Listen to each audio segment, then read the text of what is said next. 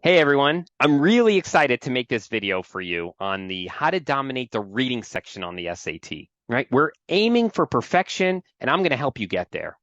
In fact, this video alone will help you improve your score from 50 to 100 points.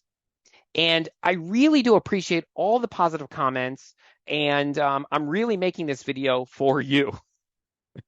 So there's one type of question on the reading section that you're going to see over and over and over again, and that is the vocabulary in context. This is when they're going to ask you a question on what the word means in the context of the sentence. What does this word mean in the context of the sentence?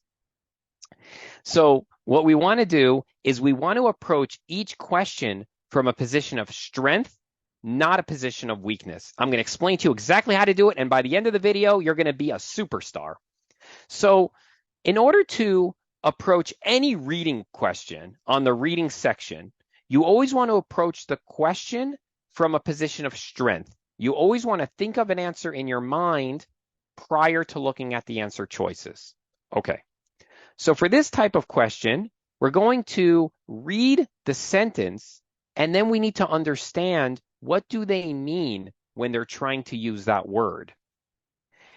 They're not going to be using the literal definition of the word. They basically can use any word like X, Y, Z. It doesn't have to be the literal definition of the word. Usually, even the literal definition of the word is actually wrong. So I'm going to show you an example from previously administered exams, and then you're going to see exactly how to do it. Then you're going to be a superstar. Okay, let's start. So let's look at SAT number 1. This is from the College Board. And question 18. As it's used in line 54, convey most nearly means. Okay, so 54, they're looking for the word convey. So what do? We have to read the sentence, and then we have to ask ourselves, what do they mean when they're using this word? What are they trying to say? A lot of students, they'll think of a word. Other students will like plug in the answer choices, but that's not the way we want to do it. This is how we do it. So let's read the sentence. Perhaps givers believe that bigger, more expensive gifts convey stronger signals of thoughtfulness and consideration. So what do they mean when they're trying to use this word convey? Remember, it's not the literal definition. It's actually easier than you think. You have to pick up on little clues in the sentence. And I don't care if you say it in a sentence or two sentences. You don't need to say it in one word. What are they trying to say when they use the word convey?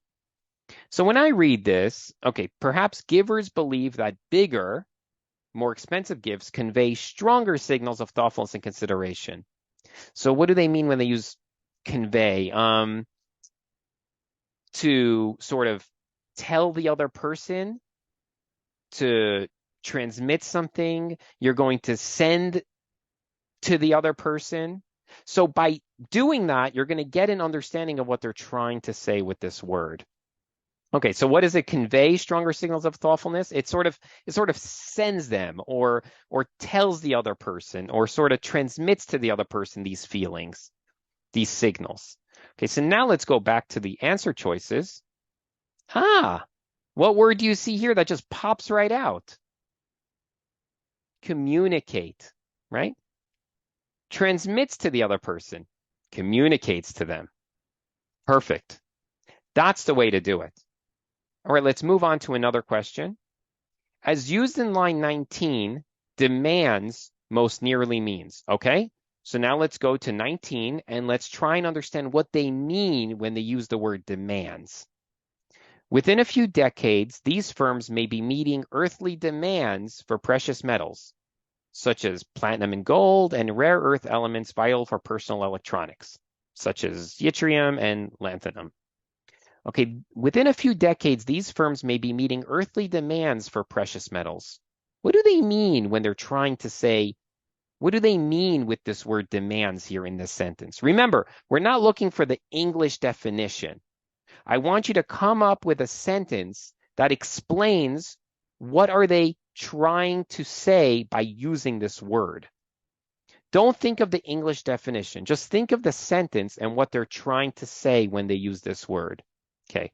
These firms may be meeting earthly demands for precious metals. So maybe these people have a desire for these metals, right? The people want these metals. They want them badly. So they have some sort of desire for these metals. So the earthly demands for precious metals. So the demands are like people have the desire for them. They want them. Okay. So now let's look at the question again. What stands out? People want them. They want them badly. They have a desire for them. A lot of times you're actually going to have your word in the answer choices. This is the way to get these questions right. Let's try another one. In line 2, turn most nearly means, okay, turn, okay, so you actually do these questions exactly the same every single time. So once you're good with it, you'll be a superstar. So just follow my approach. Follow the approach. So as used in line 2, turn most nearly means, okay, Lady Carlotta stepped out onto the platform of the small wayside station and took a turn or two up and down its uninteresting length to kill time till the train should be pleased to proceed on its way. So what do they mean when they're using this word turn? So remember, a lot of times the SAT will put words there that will confuse you because it's not going to be the English definition. So even forget the word turn, even call it something else. Call it like X. Took a X or two up and down. It's an interesting length. So what is this person doing up and down its length to kill time? I would say pacing up and down, walking up and down to kill time, right? You're going up and down. So I would say sort of like, what did that person do up and down? Walking, pacing. Okay, so now let's look at the answer. There you go. Short walk. Exactly, right? Walking, pacing, up and down. A lot of students in this question would pick B. Change in rotation. Why would they pick B? Because that's what turn you usually use. I'm turning around. I'm changing my rotation. But remember, we're not looking at the English definition of the word.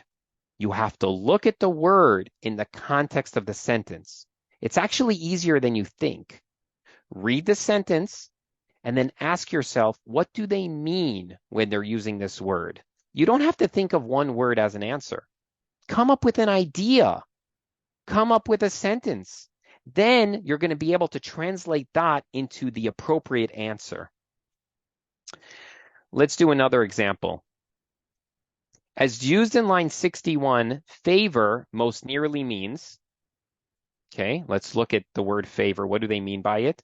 The millennials who reached adulthood around the turn of the century and now outnumber baby boomers tend to favor cities over suburbs and are more willing than their parents to ride buses and subways.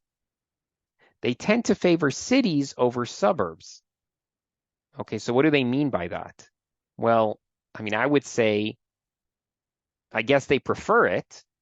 They like it more. So I would say they like it more or they prefer it. Good. So now let's look at the answer choices. Prefer. There you go. I didn't even know that that answer was there, but it's interesting. Once you come up with that in your mind, it's going to be very close to the right answer. If not, it might be exactly identical to one of the answer choices. All right, let's try another one. As used in line 93, becoming most nearly means. Okay, now we know exactly what to do. The young man had never for 1 second deserted Mr. Peters. He was always there, tugging at Mr. Peters' elbow, making him do things that were not becoming in a man of 45. So the young man, he was making him do things that were not becoming in a man of 45. So what is that trying to say? Well, he's making him do things that were sort of unusual in for a man of 45 to be doing these things. So maybe not usual, that were not usual in a man of 45. So something not usual. Okay, now let's look at the answer choices. Not usual, not fitting. That's the answer. Once you do it and approach it this way, it actually becomes easy peasy. I hope this was helpful. We can go all day, but that's exactly how you approach this question. It doesn't matter if it's a hard question. It doesn't matter if it's an easy question. You approach it this way and make sure you approach each question from a position of strength. Then you're going to be solid. I really appreciate all your support. And I'm only making these videos because of all your positive comments and all your likes. So please subscribe and please like. And I'm just going to continue on our way to dominate the SAT and to obtain perfection.